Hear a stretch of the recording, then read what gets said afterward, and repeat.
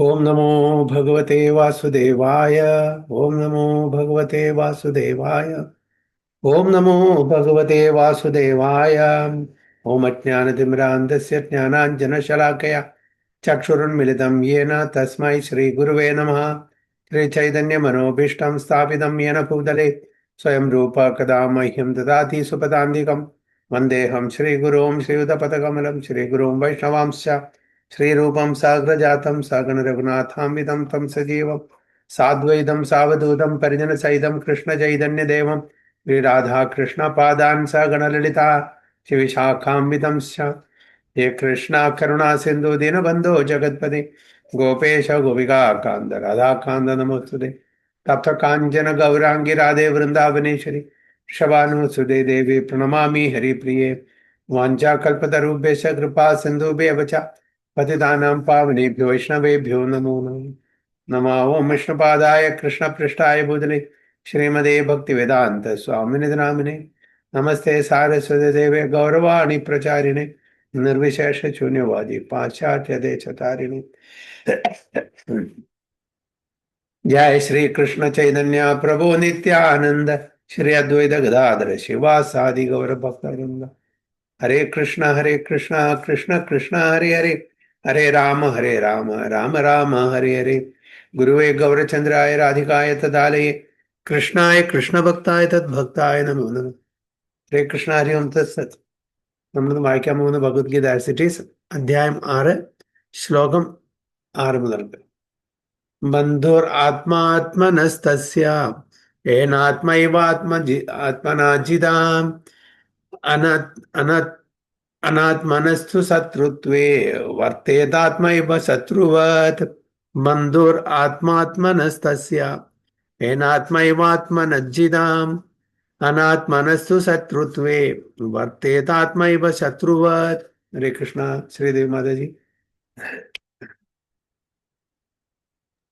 हरे कृष्णा. ओम नमो भगवते वासुदेवाय. बंधुरात्मना आत्मनस्तस्य येनात्मेवात्मना जिदः अनात्मनस्तु शत्रुत्वा वर्तेदात्मेव शत्रुवत्. हरे कृष्ण. रोशी माता जी. हरे कृष्ण प्रभु. नमो भगवते वासुदेवाय. बन्धुरात्मात्मनस्तस्य येनात्मैवात्मना जितः अनात्मनस्तु शत्रुते वर्तेदात्मैव शत्रुवत्. हरे कृष्ण. धन्य माता जी. हरे कृष्ण प्रभु जी.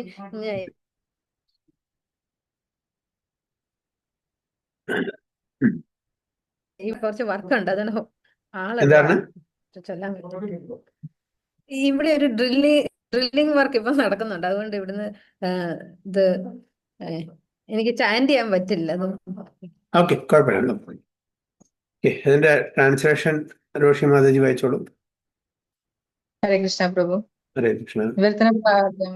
His Divine Grace Sabha Sharanaravinda Bhakti Vedanta Swami Srila Prabhupada की ജയ. മനസ്സിനെ ജയിച്ചവനെ മനസ്സ് തന്നെയാണ് ഉറ്റ സുഹൃത്ത്. അതിന് കഴിയാത്തവനാകട്ടെ മനസ്സ് പരമശത്രുവുമായിരിക്കും. ഹരേ കൃഷ്ണ. അതിന്റെ മുമ്പത്തെ ശ്ലോകം എന്തായിരുന്നു?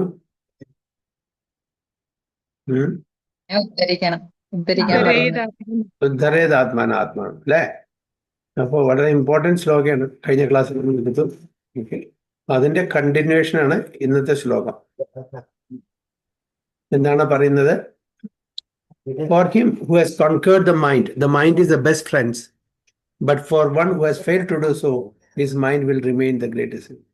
So, മനസ്സിനെ ആരാണോ കോൺകർ ചെയ്തിരിക്കുന്നത്, ജയിച്ചിരിക്കുന്നത്, ആ മനസ്സ് ഒരുവന്റെ സുഹൃത്താവും. അതേ മനസ്സ് തന്നെ ആ മനസ്സിനെ നമ്മളുടെ അധീനത്തിൽ കൊടുത്തിട്ടില്ലെങ്കിൽ അതേ മനസ്സ് തന്നെ എന്താവും? ശത്രുവാവും. ഗ്രേറ്റസ്റ്റ് എനിമി എന്ന് പറയണം ബദ്ധവൈരു. ബദ്ധവൈരമായിരിക്കും. ഇവിടെ best friend and the greatest enemy.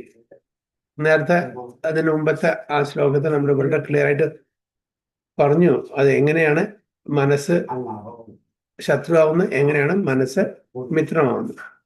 So the purpose of practicing Eightfold Yoga is to control the mind in order to make it a friend in discharging the human mission.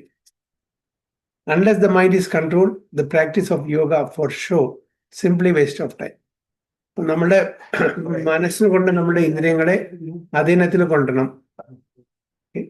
എന്നാൽ മാത്രമേ നമുക്ക് അതിനെ നമ്മുടെ ഭഗവാന്റെ പ്രീതിക്ക് വേണ്ടിയിട്ട് ഭഗവാന്റെ ഭക്തി സേവനത്തിൽ ഉപയോഗിക്കാൻ പറ്റും. അല്ലാത്ത മനസ്സ് എപ്പോഴും ഡിസ്ട്രാക്റ്റഡ് ആയിരിക്കും, മായയിൽ അകപ്പെട്ടു പോകും. Maya means that which is not true. Okay, എന്താണ് ഭഗവാന്റെ എക്സ്റ്റേണൽ എനർജി നമ്മുടെ പ്രലോഭനം കൊണ്ട് നമ്മളുടെ ഇന്ദ്രിയങ്ങളെ തന്നെ സേവിക്കാൻ പ്രേരിപ്പിക്കും. അപ്പോൾ ഒന്നുകിൽ നമ്മൾ മായയെ സേവിക്കണം, അല്ലെങ്കിൽ നമ്മുടെ ഭഗവാനെ സേവിക്കണം. ഒരു ഓപ്ഷൻ നമുക്ക് തന്നു.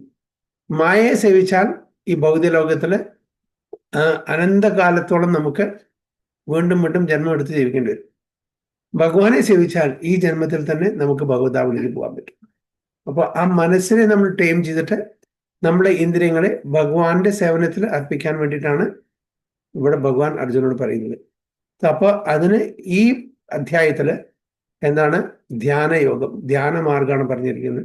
അഷ്ടാംഗ യോഗ, 8 limbs, യമ നിയമ ആസന പ്രാണായാമ പ്രത്യാഹാര ധ്യാന ധാരണ ആൻഡ് സമാധി. അങ്ങനെ 8 limbs ഓഫ് അഷ്ടാംഗ യോഗ പ്രാക്ടീസിലൂടെ നമ്മുടെ മനസ്സിനെ നമ്മുടെ കൺട്രോളിൽ കൊണ്ടുവരാൻ പറ്റും. ആ മനസ്സിനെ ഭഗവാന്റെ ആ പരമാത്മാവായിട്ടുള്ള ഭഗവാൻ നമ്മുടെ ഹൃദയത്തിലിരിക്കുന്ന പരമാത്മാവിൽ നമുക്ക് കേന്ദ്രീകരിച്ചിട്ട് നമുക്ക് yoga union with the Supreme Lord is possible എന്നാണ് പറയുന്നത്. അല്ലെങ്കിൽ അത് വേസ്റ്റ് ഓഫ് ടൈം, ശ്രമ ഏവഹി കേവലം. നമ്മൾ ചെയ്യുന്ന കാര്യങ്ങളെല്ലാം എന്താണ്, വെറും പരിശ്രമം മാത്രം, laborious task. So one who cannot control his mind lives always with the greatest enemy, and thus his life and its mission are spoiled. അപ്പം നമ്മളുടെ ഉള്ളിൽ തന്നെ ശത്രുവും മിത്രവും, മനസ്സാണ് നമ്മുടെ ശത്രുവും മിത്രവും. നമ്മൾ അത് എങ്ങനെ ഉപയോഗിക്കുന്നു അതനുസരിച്ചിരിക്കും, ശത്രു ആവണോ അതോ മിത്രമാവണോ എന്നുള്ളത്. So the constitutional position of the living entity is to carry out the order of the superior. As long as one's mind remains an unconquered enemy, one has to serve the dictations of lust, anger, avarice, illusion, etc. അപ്പോൾ നമ്മൾ മനസ്സിനെ conquer ചെയ്തില്ലെങ്കിൽ എന്താണ് നമുക്ക് സേവനം ആരോട്, നമ്മളുടെ കാമക്രോധ ലോഭ മോഹമതമോ അത് മാത്സര്യ എന്നീ അനർത്ഥങ്ങളെയാണ് നമ്മൾ കൾട്ടിവേറ്റ് ചെയ്യുന്നത്. അതിനെയാണ് നമ്മൾ കൂടുതൽ സമൃദ്ധി കൊടുക്കുന്നത്. അപ്പോൾ കാമക്രോധ ലോഭ മോഹമാത്സര്യം നമ്മൾ അത് കൂടിപ്പോയാൽ എന്താണ്, തീർച്ചയായിട്ടും നമുക്ക് ഇവിടെ അനന്തമായിട്ടുള്ള ജന്മങ്ങൾ എടുക്കേണ്ടി വരും, അൺലിമിറ്റഡ് ലൈഫ്സ്. അപ്പോൾ എത്രത്തോളം നമ്മൾ അതിന്ന് പുറകോട്ട് പോകുന്നു അത്രത്തോളം നമ്മൾ ജന്മങ്ങൾ എടുക്കും. ഭഗവാനിൽ നിന്ന് നമ്മൾ പിന്നോക്കം പോവുകയാണെങ്കിൽ അത്രയും ദൂരം തിരിച്ചു വരണ്ടേ. അപ്പൊ എത്രത്തോളം നമ്മൾ ദൂരെ പോകുന്നു അത്രത്തോളം നമ്മൾ ജന്മങ്ങൾ എടുക്കണം. So as long as one's mind remains an unconquered enemy, one has to serve the dictation of lust, anger, avarice, and illusion, etc.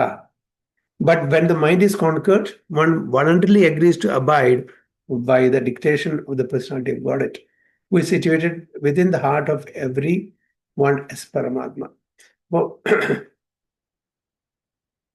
ഭഗവാൻ നമ്മളെ നയിക്കുന്നത് എപ്പോഴാണ്? ഭഗവാനെന്ന് തല തിരിച്ചിരുന്നാൽ ഭഗവാൻ നമ്മളെ നയിക്കില്ല. ഭഗവാനോട് നമ്മൾ മുഖം തിരിച്ചു പിടിക്കും, മുഖം കാണിക്കണം. Okay, not turning our face, not turning our back to God, turning our face to God. Okay, അപ്പൊ മാത്രമേ ഭഗവാൻ നമ്മളെ നയിക്കുള്ളൂ, ഭഗവാൻ നമ്മളെ നാവിഗേറ്റ് ചെയ്യുള്ളൂ, നമ്മളെ ഗൈഡ് ചെയ്യുള്ളൂ, നമ്മളെ ഇൻസ്പയർ ചെയ്യുള്ളൂ. അല്ലെങ്കിൽ നമ്മൾ നേരത്തെ പറഞ്ഞ പോലെ എന്താണ്, 2 കാര്യങ്ങളെ ഭഗവാൻ ചെയ്യുള്ളൂ. നമ്മുടെ ഹൃദയത്തില് പരമാത്മാവിന്റെ രൂപമുള്ള ഭഗവാൻ 2 കാര്യങ്ങൾ മാത്രമേ ചെയ്യുള്ളൂ. എന്താണ് അത് ചെയ്യുന്നത്? നമ്മളെ ഗൈഡ് ചെയ്യില്ല. സാക്ഷിയായിട്ടിരിക്കും. ഉപദ്രഷ്ട അനുമന്ത. ഓക്കെ, നമ്മുടെ സാക്ഷ്യം, നമ്മൾ ചെയ്യുന്ന ഓരോ കാര്യങ്ങളും ആക്ടിവിറ്റീസും അത് വിറ്റ്നസ് ചെയ്യും. അനുമന്ത, അത് നമുക്ക് യോഗ്യത ഉണ്ടെങ്കിൽ, അർഹതയുണ്ടെങ്കിൽ അത് സാങ്ഷൻ ചെയ്യും. പക്ഷെ ഭഗവാൻ നമ്മളുടെ വാഹനത്തിന്റെ കടിഞ്ഞാണ്, രഥത്തിന്റെ കടിഞ്ഞാണ്, അല്ലെങ്കിൽ വാഹനത്തിന്റെ സ്റ്റിയറിംഗ് പിടിച്ചിട്ട് എങ്ങനെ അർജുനനെ നയിച്ചുവോ അതേപോലെ നമ്മളുടെ ജീവിതത്തിനെ നയിക്കണമെന്നുണ്ടെങ്കിൽ നമ്മൾ ഭഗവാൻ പറഞ്ഞിട്ടുള്ള കാര്യങ്ങൾ പ്രകാരം ജീവിക്കണം, ഇല്ലെങ്കിൽ അത് നടക്കില്ല. So real yoga practice entails meeting the Paramatma within the heart and then following his dictation. ഭഗവാൻ പറഞ്ഞിരിക്കുന്ന കാര്യങ്ങൾ നമ്മൾ അത് അനുസരിച്ച് ജീവിക്കണം. അതാണ് വേണ്ടത്. അതാണ് ശരിക്കുള്ള യോഗ പ്രാക്ടീസ്. നമ്മുടെ ഭഗവാൻ പറയും നമ്മളൊന്നും കേൾക്കുന്നില്ല, പിന്നെന്താ? ഭഗവാൻ എന്തിനു നമ്മളെ നാവിഗേറ്റ് ചെയ്യണം, നമ്മളെ നയിക്കണം? ഇല്ലേ? അർജുനൻ എന്താണ് ഭഗവാൻ പറഞ്ഞ് അത് പ്രകാരം ചെയ്യാൻ സമ്മതിച്ചു. അപ്പൊ ഭഗവാൻ തയ്യാറായി തൻ്റെ രഥത്തിന്റെ കടിഞ്ഞാണ് പിടിക്കാൻ, കൺട്രോൾ ചെയ്യാൻ വേണ്ടിയിട്ട്, മോട്ടിവേറ്റ് ചെയ്യാൻ വേണ്ടിയിട്ട്, ഇൻസ്പയർ ചെയ്യാൻ വേണ്ടിയിട്ട്. So for one who takes to Krishna consciousness directly, perfect surrender to the dictation of the Lord follows automatically. അപ്പോൾ ആരാണോ കൃഷ്ണാവബോധത്തിലേക്ക് വരുന്നത് തീർച്ചയായിട്ടും അവർക്ക് ഭഗവാനെ ശരണം പ്രാപിക്കാൻ, ഭഗവാനെ ആശ്രയിക്കാൻ സാധിക്കും. അത് ഓട്ടോമാറ്റിക്കലി നടക്കും. പക്ഷെ എന്താണ്? ഭഗവാന്റെ നിർദ്ദേശങ്ങൾ നമ്മൾ കേൾക്കണം. ഭഗവാന്റെ ആ അവബോധത്തിലേക്ക് നമ്മൾ മാറണം. ഇപ്പൊ നമ്മൾ എന്താണ്? ശാരീരിക അവബോധത്തിലാണ്. അപ്പൊ ശാരീരിക അവബോധത്തിൽ നിന്നും കൃഷ്ണാവബോധത്തിലേക്ക് വന്നാൽ ഭഗവാൻ തീർച്ചയായിട്ടും നമ്മളെ നാവിഗേറ്റ് ചെയ്യും, നമ്മളെ ഗൈഡ് ചെയ്യും, നമ്മളെ മോട്ടിവേറ്റ് ചെയ്യും. അങ്ങനെ ഭഗവാന്റെ ആശ്രയത്തിലേക്ക് നമ്മൾ വരും ഓട്ടോമാറ്റിക്കലി. ഓക്കെ, അതാണ് പറയുന്നത്. ടെക്സ്റ്റ് 7. ജിതാത്മന പ്രശാന്തസ്യ പരമാത്മാ സമാഹിതാം ശീതോഷ്ണ സുഖദുഃഖേഷു തഥാ മാനാപമാനയോ. ജിതാത്മന പ്രശാന്തസ്യ പരമാത്മാ സമാഹിതാ ശീതോഷ്ണ സുഖദുഃഖേഷു തഥാ മാനാപമാനയോ. ഓക്കെ, ശ്രീദേവി മാതാജി. ഓം നമോ ഭഗവതേ വാസുദേവായ. ജിതാത്മന പ്രശാന്തസ്യ പരമാത്മാ സമാഹിതഃ ശീതോഷ്ണ സുഖദുഃഖേഷു തഥാ മാനാപമാനയോ. ഹരേ സിനി കൃഷ്ണ. മാതാജി വായിക്കാൻ പറ്റുമോ? ഹരേ കൃഷ്ണ പ്രഭുജി, പ്രണാമം. ഹരേ കൃഷ്ണ. ജിതാത്മന പ്രശാന്തസ്യ പരമാത്മാ സമാഹിതഃ ശീതോഷ്ണ സുഖദുഃഖേഷു തഥാ മാനാപമാനയോ. ഹരി ബോൾ. റോഷി മാതാജി. ഹരേ കൃഷ്ണ പ്രഭു. ഹരേ കൃഷ്ണ. ഓം നമോ ഭഗവതേ വാസുദേവായ. ജിതാത്മന പ്രശാന്തസ്യ പരമാത്മാ സമാഹിതഃ ശീതോഷ്ണ സുഖദുഃഖേഷു തഥാ മാനാപമാനയോ. Hare Krishna. Very good. Okay, Manju Mataji.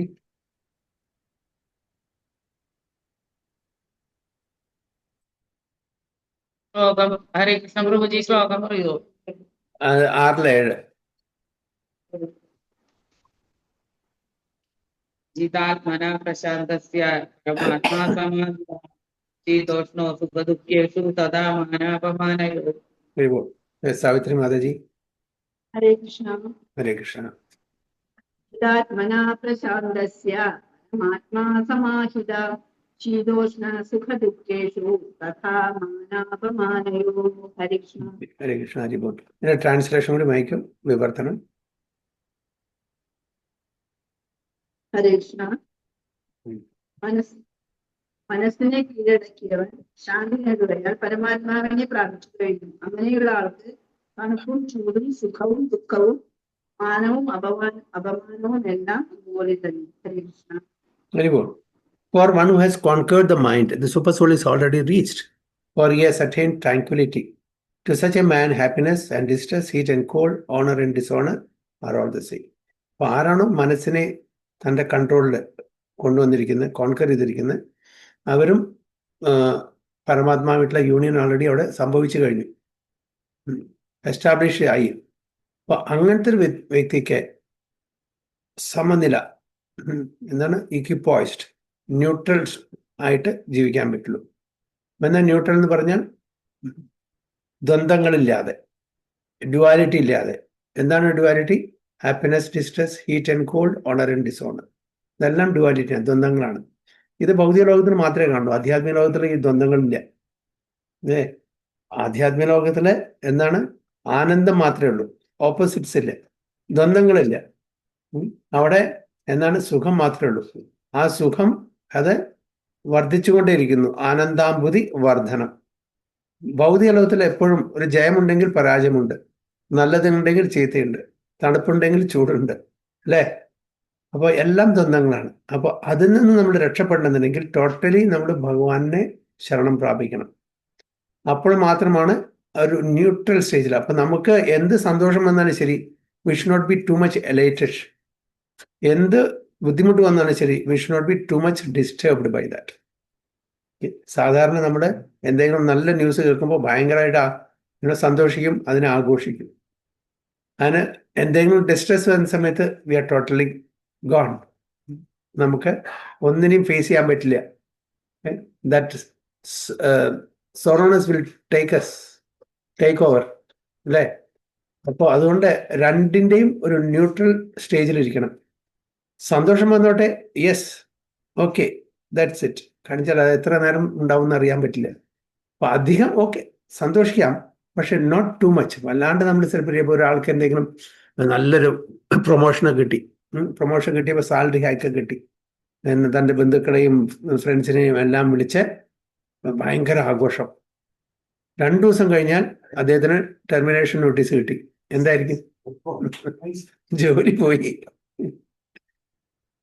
എന്തായി? അപ്പം ഉടനെ എത്ര സന്തോഷിച്ചു, അതിൻ്റെ എത്രയോ ഇരട്ടി ദുഃഖം. അപ്പോൾ ഇത് ഇവിടെ സർവ്വസാധാരണമായിട്ട് കാണുന്ന ഒരു കാര്യമാണ്. അപ്പോൾ ടു മച്ച് എലൈറ്റഡ് ആവാൻ പാടില്ല, ടു മച്ച് ഡിസ്ട്രെസ്സും ആവാൻ പാടില്ല. So we should have the tranquillity. ഒരു എക്വിപ്പോയ്സ്ഡ് സ്റ്റേജിലായിരിക്കണം, ന്യൂട്രൽ ആയിരിക്കണം. നമ്മളുടെ കർമ്മം അനുസരിച്ച് നല്ലതും വരും ചീത്ത വരും, രണ്ടിനെയും ഉൾക്കൊള്ളാനുള്ള ഒരു ശക്തിയാണ് വേണ്ടത്. നമുക്ക് അസുഖം വരാം, നല്ല സമയം ഉണ്ടായിരിക്കും, അതുപോലെ നല്ല ജോലി ആയിരിക്കാം, ചിലപ്പോൾ ജോലി നഷ്ടപ്പെടും, പൈസ ഉണ്ടായിരിക്കാം, ചിലപ്പോൾ പൈസ നഷ്ടപ്പെടും. എല്ലാ സമയത്തും നമ്മൾ ആ ഒരു ന്യൂട്രൽ സ്റ്റേജ് മെയിൻറ്റെയിൻ ചെയ്യാനുള്ള കഴിവ് ആർക്കാണ് സാധിക്കുന്നത്? ആരാണോ മനസ്സിനെ കോൺകർ ചെയ്തിരിക്കുന്നത് അവർക്ക് മാത്രമേ പറ്റുള്ളൂ. ഭഗവാനും അർജുനോടാണ് പറയുന്നത്, you have the right to do the duty but not to enjoy the fruits of it. Why? അത് നമ്മളുടെ കൺട്രോളിലല്ല. ഫ്രൂട്ട്സ് വരുന്നുണ്ടെങ്കിലും ഓക്കെ, വരുന്നില്ലെങ്കിലും ഓക്കെ. ചില പ്രഭാതന് റോൾസ് റോയ്സ് കാർ കൊണ്ടായാലും ഓക്കെയാണ്, കുതിര വണ്ടിയിൽ കൊണ്ടായാലും ഓക്കെയാണ്, നടക്കാൻ പറഞ്ഞാലും ഓക്കെയാണ്. He is not attach to it. അതിൻ്റെ ഫ്രൂട്ട്സിനോട് അറ്റാച്ച്മെന്റ് ഇല്ല. അതേപോലെ നമ്മളും ആ തലത്തിലേക്ക് വരണം. ഓക്കെ, അത് എന്തിനാണ് എന്തുകൊണ്ടാണ് അവരിതെല്ലാം സ്വീകരിക്കുന്നത് വെച്ചാൽ, അത് തൻ്റെ ഭക്തന്മാരെ, തൻ്റെ ഡിസൈപ്പിൾസിനെ പ്രീതിപ്പെടുത്താൻ വേണ്ടിയിട്ട്, അവർക്ക് സന്തോഷം പകരുന്ന എന്തും അവർ അക്സെപ്റ്റ് ചെയ്യും. അവർക്ക് അതിനോട് യാതൊരു ആസക്തിയില്ല. ഇനി ഒരു ഇതുമില്ലെങ്കിൽ വൃക്ഷത്തിന്റെ താഴെ അവർ ജീവിക്കാൻ തയ്യാറാണ്. സാധാരണ സാധു ജനങ്ങള് അവർക്ക് ആർഭാടമായിട്ടുള്ള ഒരു ജീവിതം ആവശ്യമില്ല. എന്നാൽ അത് കൊടുത്താലോ വേണ്ടെന്ന് പറയില്ല. കാരണം എന്തിനു വേണ്ടിയിട്ടാണ്? തൻ്റെ ഡിസൈപ്പിൾസ്, തൻ്റെ ശിഷ്യന്മാരെ സന്തോഷപ്പെടുത്താൻ വേണ്ടിയിട്ട് ഒരുപാട് ഗിഫ്റ്റ്സ് ഒക്കെ കിട്ടാറുണ്ട് പ്രഭുപാദയ്ക്ക്. അപ്പോൾ അദ്ദേഹം സ്വീകരിക്കും. ഇപ്പൊ നല്ല വാച്ചാണെങ്കിൽ 2-3 ദിവസം ഇടും, എന്നിട്ട് തൻ്റെ ശിഷ്യന്മാർക്ക് അത് ഗിഫ്റ്റായിട്ട് കൊടുക്കും, ഒരു പ്രസാദമായിട്ട് കൊടുക്കും. അങ്ങനെ ഒരുപാട്. So he is so simple, ഒന്നിനോട് യാതൊരു അറ്റാച്ച്മെന്റും ഇല്ല. അപ്പൊ ഏത് തലത്തിലും അവർ ജീവിക്കും, ഉണ്ടെങ്കിലും ഓക്കെ, ഇല്ലെങ്കിലും ഓക്കെ, രണ്ടിനോട് ആസക്തി ഇല്ലാണ്ട് ജീവിക്കും. നമുക്ക് ഉള്ള സമയത്ത് എന്തൊക്കെ കാണിക്കണം നമുക്ക് അറിയാൻ പറ്റുന്നില്ല, ഇല്ലാത്ത സമയത്ത് ടോട്ടലി ഡൗൺ ആയി, നമുക്കൊന്നും ചെയ്യാൻ പറ്റില്ല, ഒന്നിനും ഒരു താല്പര്യമില്ല, ജീവിതം തന്നെ കംപ്ലീറ്റ് നശിച്ചു പോയി, ഇനി ഒന്നുമില്ല എന്നുള്ള ഒരു മനോഭാവമായിരിക്കും നമുക്കൊക്കെ. കാരണം നമ്മളുടെ ടു മച്ച് അറ്റാച്ച്മെന്റ്. നല്ലത് വരുമ്പോൾ അതിനോടുള്ള അറ്റാച്ച്മെന്റും, ചീത്ത വരുമ്പോൾ അത് ഉൾക്കൊള്ളാൻ പറ്റാത്ത വിധത്തിലുള്ള ഒരു മാനസികാവസ്ഥയും നമ്മുടെ അടുത്തുണ്ട്. അപ്പോൾ അതുകൊണ്ടാണ് ഭഗവാൻ പറയുന്നത്, ആരാണോ മനസ്സിനെ കോൺകർ ചെയ്തിരിക്കുന്നത് അവർക്ക് എല്ലാം നല്ലതും ചീത്തയും, good and bad, happiness and distress, hot and cold, honour and dishonour, ഇതെല്ലാം അവർക്ക് ഫേസ് ചെയ്യാൻ പറ്റും. അതിനെ വേണ്ട പ്രകാരം ഡീൽ ചെയ്യാൻ പറ്റും. അപ്പൊ അവർക്ക് സന്തോഷവും ഒരുപോലെയാണ്, അതേപോലെ സങ്കടവും ഒരുപോലെയാണ്, ചൂടും ഒരുപോലെയാണ്, തണുപ്പും ഒരുപോലെയാണ്. അറിയാം, ഇതെല്ലാം ടെമ്പററി ആണെന്ന് അവർക്ക് അറിയാൻ നന്നായിട്ട്. ഒരാൾ നമ്മളെ ആദരിച്ചാലും കുഴപ്പമില്ല, നമ്മളെ ശകാരിച്ചാലും കുഴപ്പമില്ല, ക്രിട്ടിസൈസാലും കുഴപ്പമില്ല. ഇതെല്ലാം എൻ്റെ കർമ്മഫലമാണ്. നല്ലതും ഞാൻ നല്ല കർമ്മം ചെയ്തിട്ടുണ്ടെങ്കിൽ അതിൻ്റെ ഫലമാണ്, ചീത്ത വല്ലതും സംഭവിച്ചിട്ടുണ്ടെങ്കിൽ അതും ഞാൻ ചെയ്ത കർമ്മത്തിൻ്റെ ഫലമാണ് എന്ന് ഉൾക്കൊള്ളാനുള്ള കഴിവ് നമുക്കുണ്ടായിരിക്കും.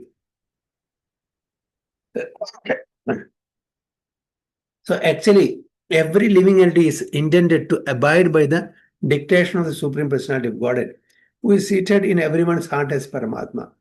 When the mind is misled by the external illusory energy, one becomes entangled in the material activities.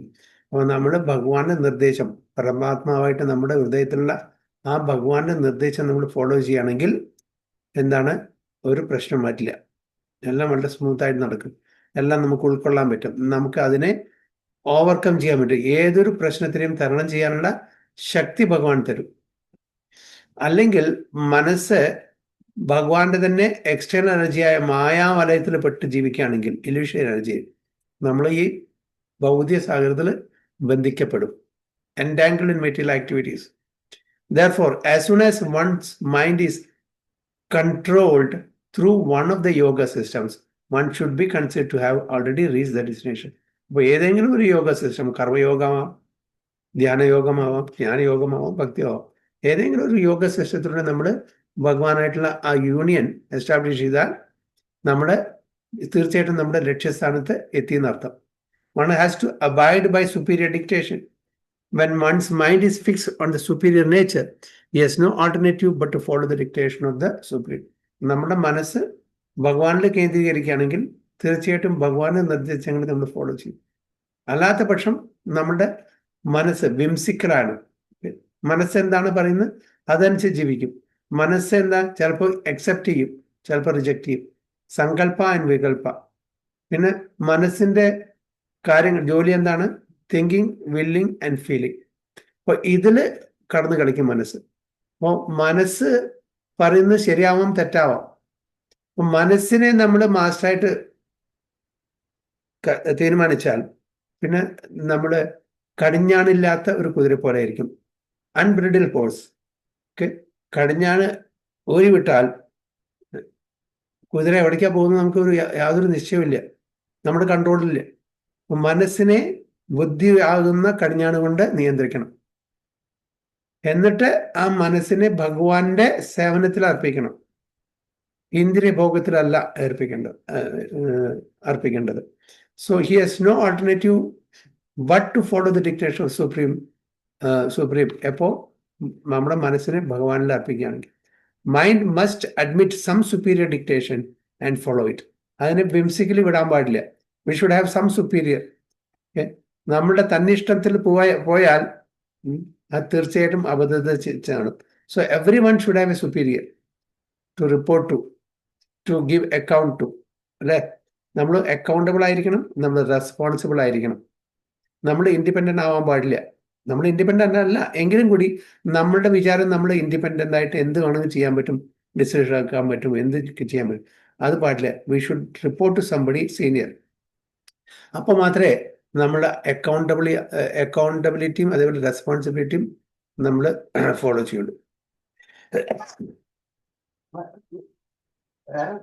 So because this transcendental position is at once achieved by one who is in Krishna consciousness, the devotee of the Lord is unaffected by the dualities of material existence, namely distress and happiness, cold and heat, etc.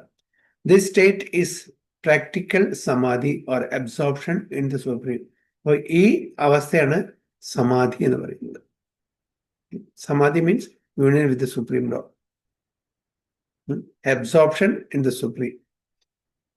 അപ്പൊ ഇത് ധ്യാനയോഗത്തെ പറ്റിയിട്ടാണ് ഭഗവാൻ അർജുന് പറഞ്ഞു കൊടുക്കുന്നത്. നമ്മളെ സംബന്ധിച്ചോളം ധ്യാനയോഗം കലിയുഗത്തിൽ പറഞ്ഞിട്ടുള്ളതല്ല, relevant അല്ല, നമുക്ക് പ്രാക്ടീസ് ചെയ്യാൻ പറ്റില്ല. പക്ഷെ നമ്മളെ സംബന്ധിച്ചോളം എന്താണ്, ഭക്തി മാർഗമാണ് ഈസി.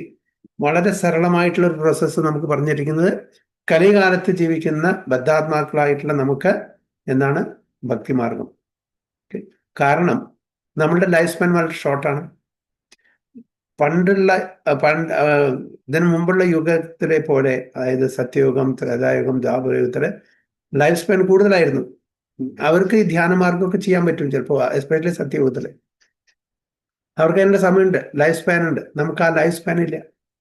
പിന്നെ അതല്ല, ഭാഗവതർ പറഞ്ഞ പോലെ പ്രായണ അല്പായുഷ സഭ്യ കലോ അസ്മിൻ യുഗേ ജനഃ മന്ദാസോ മന്ദമതയോ മന്ദഭാഗ്യ ഉപദ്രത. നമ്മളുടെ ഷോർട്ട് ലീവ് ആണ് നമ്മളെല്ലാം. പിന്നെന്താ, മന്ദഭാഗ്യ, നമുക്ക് ഭാഗ്യമില്ല, മന്ദ ലേസിയാണ് അല്ലേ. പിന്നെ നമ്മളുടെ ബുദ്ധിയും കുറവാണ്, ലെസ് ഇന്റലിജന്റ് ആണ്, ഓൾവേസ് ഡിസ്റ്റർബ്. ഇതെല്ലാം കാരണം നമുക്ക് ധ്യാനമാർഗമോ അല്ലെങ്കിൽ ജ്ഞാനമാർഗമൊന്നും ശരിക്ക് ഫോളോ ചെയ്യാൻ പറ്റില്ല ഇന്നത്തെ കാലത്ത്. So easy process. അതും എസ്പെഷ്യലി നമ്മളുടെ ഭാഗ്യം എന്ന് പറഞ്ഞാൽ ചൈതന്യ മഹാപ്രഭു വളരെ സരളമായിട്ടുള്ള ഒരു പ്രോസസ് നമുക്ക് പറഞ്ഞു തന്നിരിക്കുന്നത്.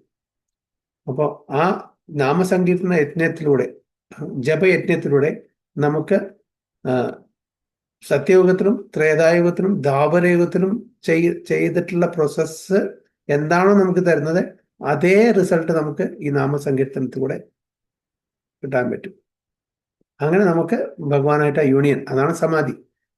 സമാധി means absorption in the supreme. Text 8.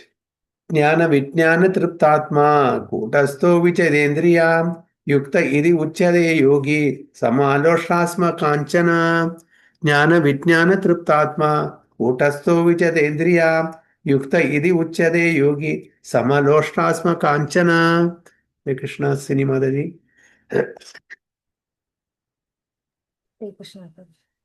ജ്ഞാന വിജ്ഞാന തൃപ്താത്മാ കൂടസ്ഥോ വിജിതേന്ദ്രിയഃ യുക്ത ഇത്യുച്യതേ യോഗി സമലോഷ്ടാശ്മ കാഞ്ചനഃ. ഹരിബോൾ. മഞ്ജു മാതാജി, സാവിത്രി മാതാജി. ഹരേ കൃഷ്ണ. ജ്ഞാന വിജ്ഞാന തൃപ്താത്മാ കൂടസ്ഥോ വിജിതേന്ദ്രിയഃ യുക്ത ഇത്യുച്യതേ യോഗി സമലോഷ്ടാശ്മ കാഞ്ചനഃ. ഹരേ കൃഷ്ണ. ഹരേ കൃഷ്ണ. ജ്ഞാന തൃപ്താത്മാ കൂടസ്ഥോ വിജിതേന്ദ്രിയ യുക്ത ഇതി ഉച്യതേ യോഗി സമലോഷ്ട്രാശ്മ കാഞ്ചന. ഹരേ കൃഷ്ണ. രോഷി മാതാജി. ഹരേ കൃഷ്ണ പ്രഭു. നമോ ഭഗവതേ വാസുദേവായ. ജ്ഞാന തൃപ്താത്മാ കൂടസ്ഥോ വിജിതേന്ദ്രിയഃ യുക്ത ഇത്യുച്യതേ യോഗി സമലോഷ്ടാശ്മ കാഞ്ചനഃ. ഹരേ എന്റെ ശ്രീദേവി മാതാജി. ഹരേ കൃഷ്ണ. ഓം നമോ ഭഗവതേ വാസുദേവായ. ജ്ഞാന വിജ്ഞാന തൃപ്താത്മാ കൂടസ്ഥോ വിജിതേന്ദ്രിയഃ യുക്ത ഇത്യുച്യതേ യോഗി സമലോഷ്ടാശ്മ കാഞ്ചനഃ.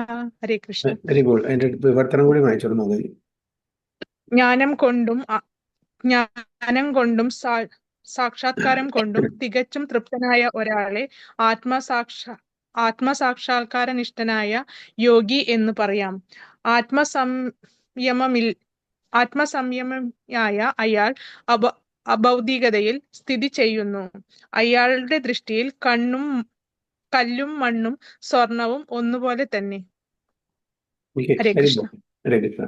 A person is said to be established in self-realization and is called a yogi or mystic when he is fully satisfied by virtue of acquired knowledge and realization.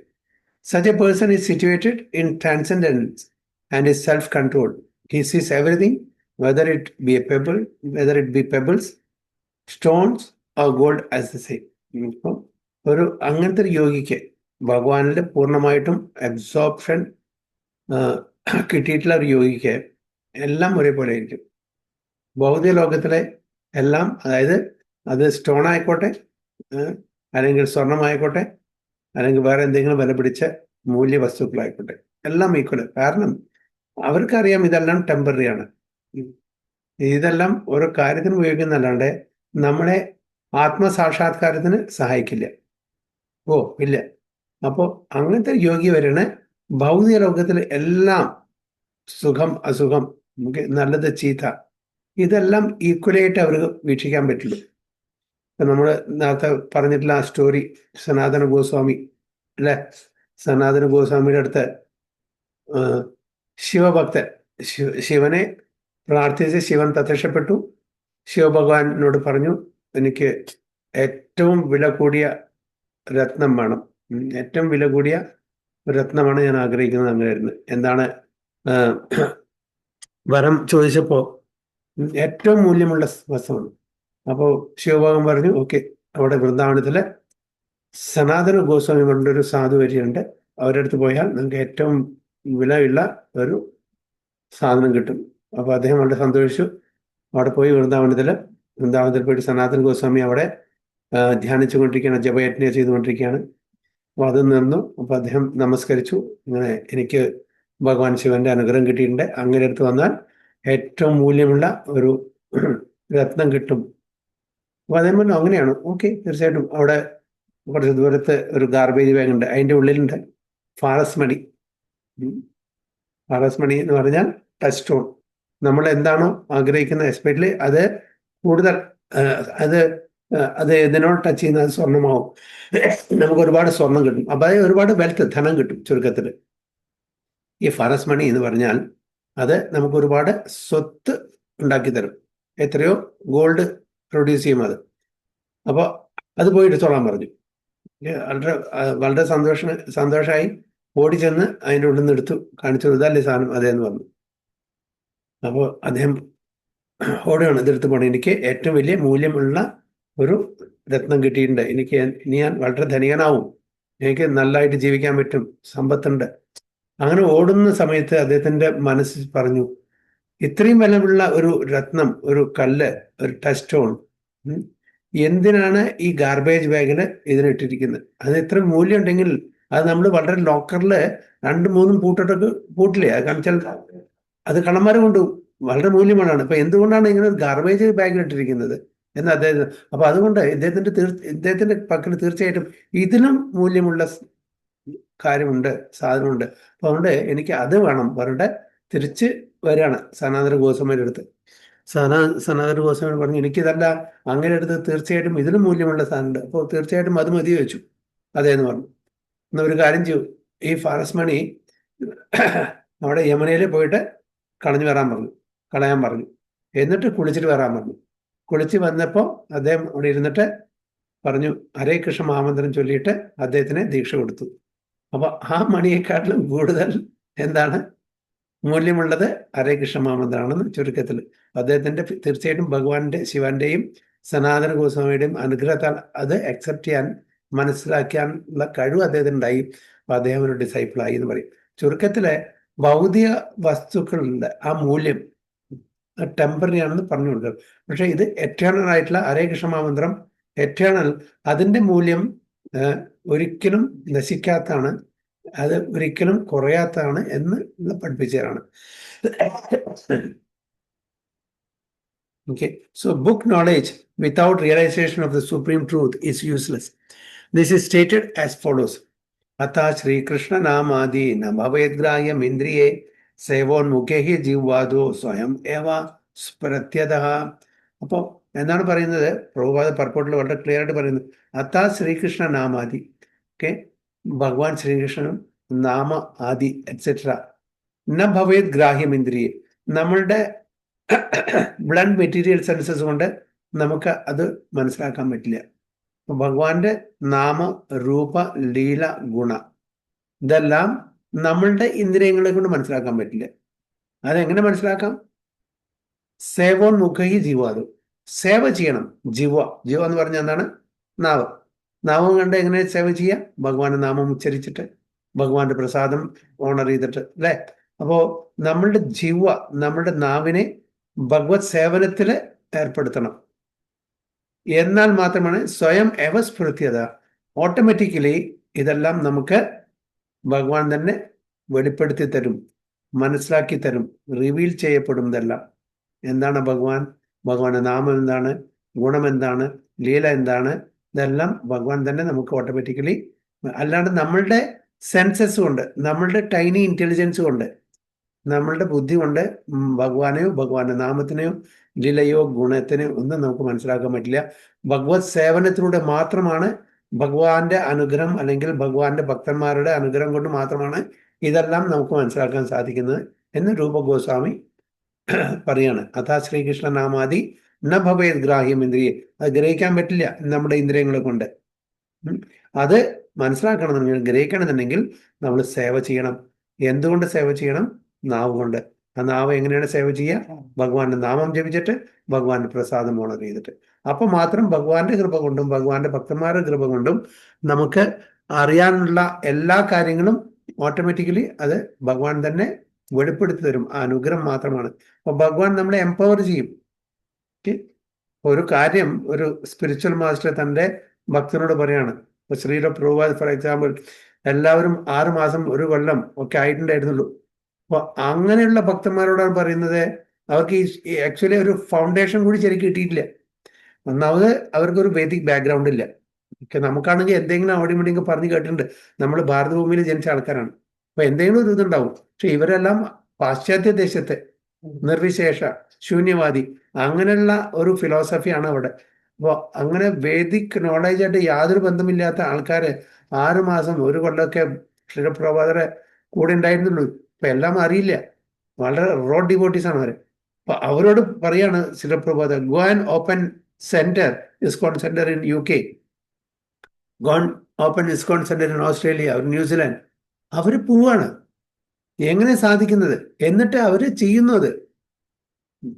കാരണം ശിലപ്രഭാത ഇൻസ്ട്രക്ഷൻ കൊടുക്കുന്ന സമയത്ത് he empowers them to do that. Without his empowerment it's not possible. അപ്പോൾ ശിലപ്രഭാതയുടെ ആ empowerment കാരണമാണ് ഇതെല്ലാം സാധിക്കുന്നത്. അപ്പോൾ disciples ചോദിക്കാറുണ്ട് പ്രഭുപാദ് നമുക്ക് യാതൊരു യോഗ്യതയില്ല, ഒരു ക്വാളിഫിക്കേഷനും ഇല്ല. അപ്പോൾ Prabhupada, yes I know that you don't have qualification but I made your qualification. അപ്പൊ പ്രഭുപാദാണ് അവർക്ക് എംപവർമെന്റ് കൊടുക്കുന്ന, ആ ക്വാളിഫിക്കേഷൻ യോഗ്യത കൊടുക്കുന്നത്. നമ്മൾ ഇവിടെ ഭാരതഭൂമിയിൽ ജനിച്ചിട്ടും നമുക്ക് അതിൻ്റെ ABCD അറിയുന്നില്ല. പിന്നെ നമ്മുടെ ഡെഡിക്കേഷനും അവരുടെ ഡെഡിക്കേഷനും നമ്മൾ കമ്പയർ ചെയ്യണമെങ്കിൽ, അവർ ഒരു കാര്യത്തിൽ വിശ്വസിച്ച് കഴിഞ്ഞാൽ 100% ഡെഡിക്കേഷനാണ് ഫോറിൻ ഡിവോട്ടീസ് അല്ലേ. നമ്മളിപ്പോഴും വേണോ വേണ്ടേ, ശരിയാണോ ശരിയല്ലേ എന്നുള്ള ഒരു ഇതിലാണ്. ആ ഒരു കംപ്ലീറ്റ് കൺവിക്ഷൻ നമുക്ക് ഇപ്പോഴും ഇല്ല. കാരണം ഫുൾ ഫെയ്ത്ത് നമുക്കില്ല. നമ്മുടെ മനസ്സ് ഡിസ്ട്രാക്റ്റഡ് ആണ് അല്ലേ. അവർക്കതില്ല. പ്രഭുപാദ പറഞ്ഞത് വേദവാക്യം. പ്രഭുപാദ എന്താണ് പറയുന്നത്? That's ultimate. പിന്നെ അങ്ങോട്ടും ഇങ്ങോട്ടും നോക്കില്ല. നമ്മളുടെ മനസ്സ് വെച്ച് വിശകലനം ചെയ്യും. ശരിയാണോ ഗുരു പറഞ്ഞ്, ശരിയാണോ പ്രഭുപാദ് പറഞ്ഞ്, ശരിയാണോ? നമ്മളെ ആസിറ്റീസ് എടുക്കാൻ കുറച്ച് സംശയിക്കും. അത് ചെയ്യണോ വേണോ വേണ്ടേ? പക്ഷെ അവർക്ക് അങ്ങനല്ല. ഒരു കാര്യത്തിൽ ഏർപ്പെട്ടാൽ ദേ വിൽ ഗിവ് 100% ഡെഡിക്കേഷൻ. അതാണ് വ്യത്യാസം. അപ്പോൾ ഇവിടെ രൂപഗോസ്വാമിയും അതാണ് പറയുന്നത്, നമ്മളുടെ ഇന്ദ്രിയങ്ങളെ കൊണ്ട് നമുക്ക് ഭഗവാന്റെ ലീലകളെയോ അല്ലെങ്കിൽ ഗുണങ്ങളെയോ രൂപത്തെയോ മറ്റു കാര്യങ്ങളെയോ ഒന്നും മനസ്സിലാക്കാൻ പറ്റില്ല. ഭഗവാനെ മനസ്സിലാക്കണമെന്നുണ്ടെങ്കിൽ നമ്മളുടെ സേവനം വേണം. ആ സേവനം, പ്രധാനപ്പെട്ട 2 സേവനം ഇവിടെ പറയുന്നത് ജിഹ്വ കൊണ്ടുള്ള സേവനം, നാവ്, അത് നാമ ഉച്ചാരണത്തിലൂടെയും പിന്നെ പ്രസാദം ഉണയുന്നേ. So no one can understand the transcendental nature of the name, form, quality, pastimes of Sri Krishna through his materially contaminated senses. Name, form, quality and pastimes. നാമ, രൂപ, ഗുണ, ലീല, ഇതൊന്നും നമ്മൾക്ക് മനസ്സിലാക്കാൻ പറ്റില്ല നമ്മളുടെ സെൻസസ് കൊണ്ട്. കാരണം സെൻസസ് എന്താണ്? കണ്ടാമിനേറ്റഡ് ആണ്. It's not pure. Only when one becomes spiritually saturated by transcendental service to the Lord are the transcendental name, form, quality and pastimes of the Lord revealed to him. ഭക്തി രസാമൃതത്തിൽ നിന്നാണ് ഇതെടുത്തിരിക്കുന്ന ഈ ശ്ലോകം. അതാ Sreekrishna നാമാദി. This Bhagavad Gita is the science of Krishna consciousness. No one can become Krishna conscious simply by mundane scholarship. ഓ, കൃഷ്ണാവബോധത്തിൽ ഏതൊരു ഭക്തനും എത്തണമെന്നുണ്ടെങ്കിൽ എന്താണ് പറയുന്നത്? No one can become Krishna simply by mundane scholarship. നമുക്ക് ഒരുപാട് ജ്ഞാനമുണ്ടെങ്കിൽ നമുക്ക് കൃഷ്ണാവബോധത്തിൽ എത്താൻ പറ്റില്ല. ജ്ഞാനമല്ല, വിജ്ഞാനമാണ്. അപ്പൊ അതുകൊണ്ടാണ് ഇവിടെ ഇവൻ ശ്ലോകത്തിനും അതന്നെ പറയുന്നത് അല്ലേ. ജ്ഞാന വിജ്ഞാന തൃപ്താത്മ. ജ്ഞാനം പറഞ്ഞാൽ അക്വയർഡ് നോളജ്, വിജ്ഞാനം പറഞ്ഞാൽ റിയലൈസ് നോളജ്. അപ്പൊ വിജ്ഞാനം വേണം, വെറും ജ്ഞാനം. സാധാരണ ഒരു സെയിങ് ഉണ്ട് ഇംഗ്ലീഷിൽ, knowledge is power. Actually knowledge is not power, applied knowledge is power. നമുക്ക് അറിവുണ്ട്, അത് പവർ ആവണമെങ്കിൽ അതിനെ അപ്ലൈ ചെയ്യണം, ഇംപ്ലിമെന്റ് ചെയ്യണം ആ നോളജിനെ. സോ അപ്ലൈഡ് നോളജ് ഇപ്പോൾ ജ്ഞാനമുണ്ട്, ബുക്കിഷ് നോളജ് ഉണ്ട്, but we are not following. So what's a point? അപ്പോൾ എന്താണോ ആ പുസ്തകത്തിൽ പറഞ്ഞിരിക്കുന്നത് അതുപോലെ നമ്മൾ ജീവിച്ചാൽ മാത്രമേ, നമ്മൾ പ്രാക്ടിക്കലി അത് ഇംപ്ലിമെന്റ് ചെയ്താൽ മാത്രമേ അത് വിജ്ഞാനമാവുന്നുള്ളൂ. അതാണ് പറഞ്ഞ് book knowledge without realisation of supreme truth is useless. So only when one becomes spiritually saturated by transcendental service to the Lord, are the transcendental name, form, quality, and pastime of the Lord revealed to him. Bhakti Rasamrita Sindhu. This Bhagavad Gita is the science of Krishna consciousness. No one can become Krishna conscious simply by mundane scholarship. One must be fortunate enough to associate with a person who is in pure conscious. നമ്മുടെ ഒരു iron റോഡുണ്ട്, അത് തീയിൽ കുറേ നേരം ഇട്ടാൽ ആ iron റോഡിന് തീയിൻ്റെ ക്വാളിറ്റി കിട്ടും അല്ലേ? അതേപോലെ നമ്മൾക്കും ക്വാളിറ്റി ഇല്ല. നല്ല ക്വാളിറ്റി ഉള്ള ആൾക്കാരുടെ കൂടെ നമ്മൾ സഹവസിക്കുകയാണെങ്കിൽ, സംസർഗം ചെയ്യുകയാണെങ്കിൽ, അവരുടെ ക്വാളിറ്റി നമ്മൾ ഇംബൈബ് ചെയ്യും. നമ്മൾ അസോസിയേറ്റ് ആരോടാണ് ചെയ്യുന്നത്, അവരുടെ ക്വാളിറ്റി നമ്മൾ ഇംബൈബ് ചെയ്യും. സോ കൃഷ്ണാവബോധത്തിലുള്ള ഭക്തന്മാരായിട്ടാണ് നമ്മൾ സംസർഗം ചെയ്യുന്നത് വെച്ചാൽ തീർച്ചയായിട്ടും അവരുടെ ക്വാളിറ്റി നമുക്ക് കിട്ടും. So a Krishna conscious person has realised knowledge by the grace of Krishna because he is satisfied with pure devotional service. By realized knowledge, one becomes perfect. By transcendent knowledge, one can remain steady in his conviction. But by mere academic knowledge, one can be easily deluded and confused by apparent contradiction. വെറും academical knowledge ആണ് നമുക്കുണ്ടെങ്കിൽ നമ്മൾ easy ആയിട്ട് നമ്മളെ pollute ചെയ്യാൻ പറ്റും. Different arguments through academic knowledge. കാരണം വെച്ചാൽ അത് for the sake of knowledge ആണ് മാത്രം. അത് നമ്മൾ ഇംപ്ലിമെന്റ് ചെയ്തില്ല, റിയലൈസ് നോളജ് ആയിട്ടില്ല. അതുകൊണ്ട് നമുക്ക് ആരെയും കുറച്ചുകൂടി നമ്മളെക്കാളും കൂടുതൽ അറിവുള്ള ഒരാൾ വന്ന് നമ്മളെ കൺഫ്യൂസ് ചെയ്യണമെങ്കിൽ കൺഫ്യൂസ് ചെയ്യാം, പൊല്യൂട്ട് ചെയ്യണമെങ്കിൽ പൊല്യൂട്ട് ചെയ്യാം. പക്ഷെ ഒരു പ്രാവശ്യം നമ്മൾ റിയലൈസേഷൻ നടന്നു കഴിഞ്ഞാൽ അത് സാധിക്കില്ല, അവരെ പൊല്യൂട്ട് ചെയ്യാൻ പറ്റില്ല. കാരണം വെച്ചാൽ ആൾറെഡി അവർക്ക് കൺവിക്ഷൻ കിട്ടി. രാജവിദ്യ രാജഗുഹ്യം പവിത്രം ഇതമുത്തമം പ്രത്യക്ഷാവഗമം ധർമ്മ്യം സുസുഖം കർത്തുമവ്യം. പ്രത്യക്ഷാവഗമം ധർമ്മ്യം, പ്രത്യക്ഷമായിട്ട് നമ്മളത് അനുഭവിച്ചു കഴിഞ്ഞു, എക്സ്പീരിയൻസ് ആയി, പിന്നെ നമ്മളെ അതിൽ നിന്ന് മാറ്റാൻ പറ്റില്ല. കൺവിക്ഷൻ ഉണ്ട്, കാരണം ഇത് രാജവിദ്യയാണ്. ഇത് ഗുഹ്യം കൂടിയാണ്. കാരണം ഗുഹ്യം എന്താണ്? ഈ പുസ്തകം ഭഗവത്ഗീത ആയിക്കോട്ടെ, ഭാഗവതമായിക്കോട്ടെ, മറ്റ് ഏത് ഗ്രന്ഥങ്ങളും ഈസിലി അവൈലബിൾ, ആർക്കും വേണമെങ്കിൽ വായിക്കാം. എന്നിട്ടും അത് ഗുഹ്യമായിട്ടിരിക്കുന്നു. എന്നിട്ടും ഭഗവത്ഗീത എത്രയോ ഏതെല്ലാം ലാംഗ്വേജിലുണ്ടല്ലേ, എത്ര കോപ്പി ഡിസ്ട്രിബ്യൂട്ട് ചെയ്ത് നമുക്ക് തന്നെ അറിവില്ല. ഇസ്കോൺ മാത്രം എത്രയോ 50+ crores ഓഫ് ഭഗവത്ഗീത ഡിസ്ട്രിബ്യൂട്ട് ചെയ്യുന്നു. അപ്പം എല്ലാവരുടെ കയ്യിലും ഒരു കോപ്പി ഉണ്ടായിരിക്കും. പക്ഷെ ഇത് വായിച്ചാൽ അപ്പോഴും അത് ഗുഹ്യമായിട്ടിരിക്കുന്നു. അതിൻ്റെ കാരണം എന്താണ്? It's open to everybody, everybody is reading, but still it is ഗുഹ്യം, കോൺഫിഡൻഷ്യൽ. വൈ? ഭഗവാൻ ഭഗവത്ഗീതയിലെ 9ാമത്തെ അധ്യായത്തിൽ തന്നെ പറഞ്ഞിരുന്നത് മോസ്റ്റ് കോൺഫിഡൻഷ്യൽ നോളജ് എന്ന് പറയുന്നത് ഗുഹ്യം, ഗുഹ്യതരം, ഗുഹ്യതമം.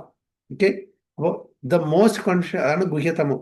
അതായത് confidential, more confidential, most confidential. 9ാമത്തെ ചാപ്റ്റർ മോസ്റ്റ് കോൺഫിഡൻഷ്യൽ നമ്മളും നിങ്ങളും എല്ലാവരും വായിക്കുന്നുണ്ട്, പുറമേയുള്ള എല്ലാവരും വായിക്കുന്നുണ്ട്. പക്ഷെ why it is still confidential? എന്താണ് കാരണം? എല്ലാവർക്കും ഈസിലി അവൈലബിൾ ആണ്.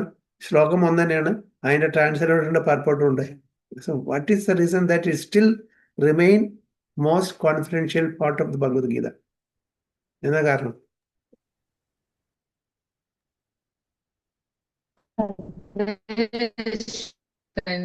ശ്രവിക്കണം. ഒന്നുകൂടി പറയും, അത് ക്ലിയർ ആയില്ല. അല്ല പ്രഭു, ശുദ്ധ ഭക്തനിൽ നിന്ന് ശ്രവിക്കുമ്പോഴല്ലേ നമുക്കത് മനസ്സിലാവുള്ളൂ. ശുദ്ധ ഭക്തന്റെ ശ്രമിക്കുമ്പോൾ നമുക്ക് ക്ലിയർ ആവുള്ളൂ. അപ്പൊ എന്തുകൊണ്ട് നമുക്ക് ക്ലിയർ ആവുന്നില്ല? നമ്മളുടെ അണ്ടർസ്റ്റാൻഡിങ് അല്ലേ, നമ്മുടെ ഡിവോഷനും ഡിഫറെന്റ് ആണ്, അതുകൊണ്ട്. Yes, exactly. ഇതിന്റെ അന്തർലീനമായി കിടക്കുന്ന ആ തത്വം, അതിൻ്റെ രസം, ഇതെല്ലാം ഇതിന്റെ ചാവി ഭക്തന്മാരുടെ കയ്യിൽ മാത്രമേ ഉള്ളൂ. നമ്മൾ എന്താ പറയാ, ഉപരിതലത്തിൽ സ്വിം ചെയ്യാണ്. On the surface of water we are swimming. We are not diving deep into the ocean and getting the ratnam, okay, getting the jewels or getting the pearls from the depth of the ocean. We are just swimming on the surface of the ocean. Bhaktanmare, they are going deep into the depth of the waters and getting the pearls. അതാണ് വ്യത്യാസം. നമ്മുടെ സാധാരണ ജനങ്ങളും ഭക്തന്മാരും തമ്മിലുള്ള വ്യത്യാസം. അപ്പൊ നമുക്കിതുണ്ട്, പുസ്തകമുണ്ട്, നമ്മൾ വായിക്കുന്നുണ്ട്, പക്ഷെ ഇതിന്റെ ആക്ച്വലി ഇത് എസൻസ് നമുക്ക് മനസ്സിലാവുന്നില്ല. So as Roshi Mataji rightly said, ഇത് ഭക്തന്മാരുടെ സീനിയർ ഡിവോട്ടീസിന്റെ, ശുദ്ധ ഭക്തന്മാരുടെ, ആചാര്യന്മാരുടെ, അവരുടെ തിരുമുഖത്തു നിന്നും അവരുടെ പർപ്പോട്ടിൽ നിന്നും വായിക്കുമ്പോൾ മാത്രമേ നമുക്കിത് മനസ്സിലാവുള്ളൂ. ഓരോ തവണ ഇപ്പൊ ഗിരിരാജ് മഹാരാജ് തോന്നുന്നു, he said in one lecture, I have read Bhagavad Gita more than 100 times.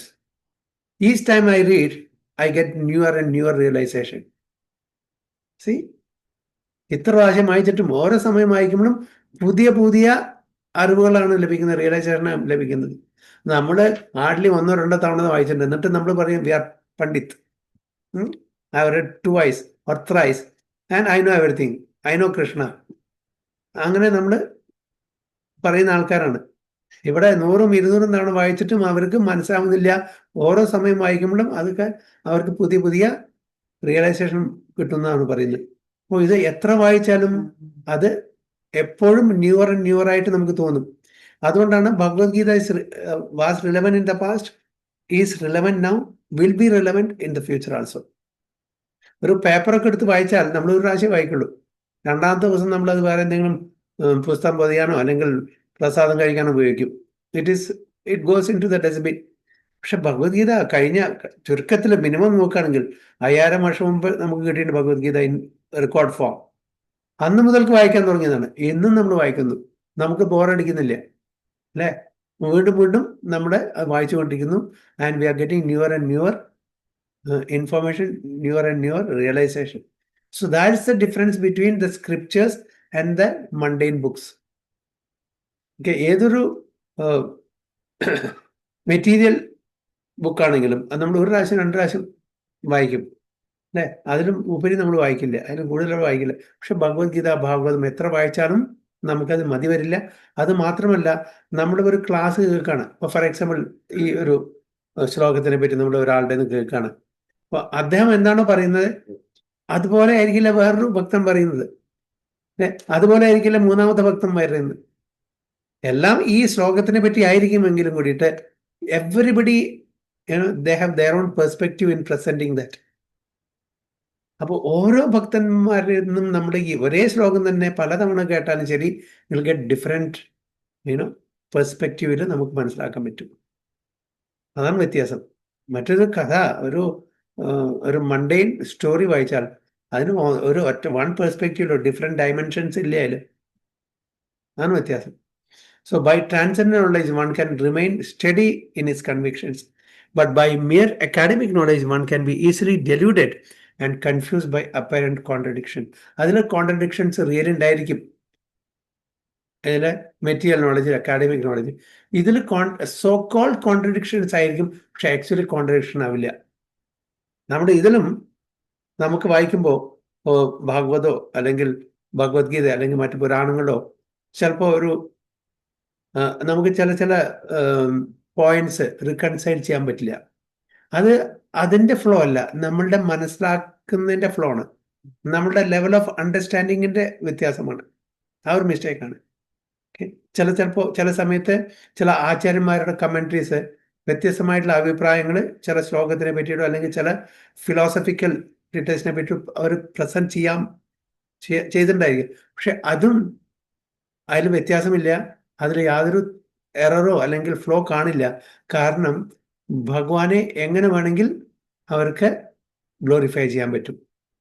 അപ്പൊ അതെല്ലാം അക്സെപ്റ്റബിൾ ആണ്.